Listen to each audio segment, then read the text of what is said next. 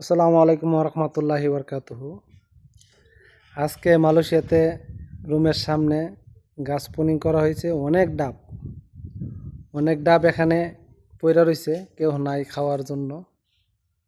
আপনারা যারা যারা লাগবো সবাই আসতে পারেন খাওয়ার জন্য। আজকে ডাব অনেক ডাব পইরা রয়েছে, গাছ পুনিং করছে তো ওই যে দেখেন অনেক ডাব পইরা রয়েছে।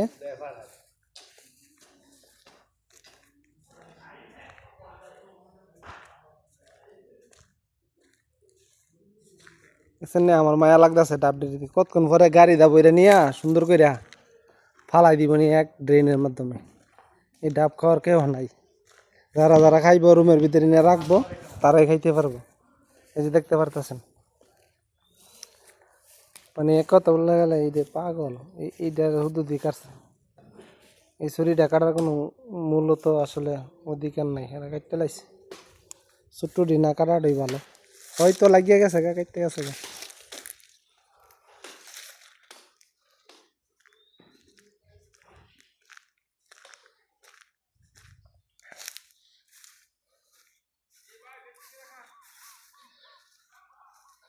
ডাব পুনিং কইরা সুন্দর কইরা রাখছে।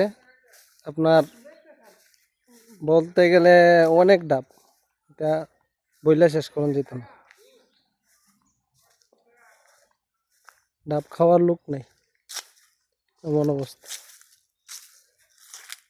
আর বেশি থাকলে কেউই খায় না, এটা তো জানেনই।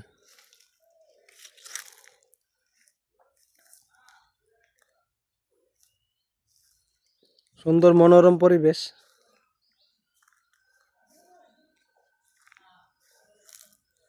তো যারা বাংলাদেশে আমার ভিডিওটি দেখবেন তাদের কাছে একটি আবেদন থাকবে, বাড়িতে একটা দুইটা করে ডাব গাছ লাগান, লাগাইলে বা 5টা লাগান, একটু জায়গা খালি থাকলে লাগাই দেন হোক। আবার অনেকে বলে ডাব গাছে জ্বর অনেক বেশি, সারের মাটি খাইয়ালা, সারের শক্তি খাইয়ালা, এটা ভুল কথা। আপনি যদি বছরে মাসে এক করে গোবর দেন তো 12 মাসে 12 ওরা, কিন্তু আপনার সবজি ফসল হইব ভালো। আপনার যেমন ডাব গাছে শক্তি খায়, সব ধরনের গাছে শক্তি খায়, শক্তি খাওয়ার কারণে শক্তি দিবেন, ডাব আইব দ্রুত। আমরা দেশে তো ডাব গাছ লাগাইলে 7 বছর পরে ডাব আই, আসলে এটা মূলত এই কথা না। মূলত হইছে আপনি যখন শক্তি দিয়ে লাগাইবেন তখন সবসময় শক্তি দিবেন, তখন আপনার দ্রুত ডাব আইব। এই জিনিসটা ফলো করে দেখবেন, আর নাহলে প্র্যাকটিক্যালি দেখেন গিয়া সামনের দিকে। ধন্যবাদ। আসসালামু আলাইকুম রহমতুল্লাহি বরকাতুহু। মাগফিরাতু জান্নাতু।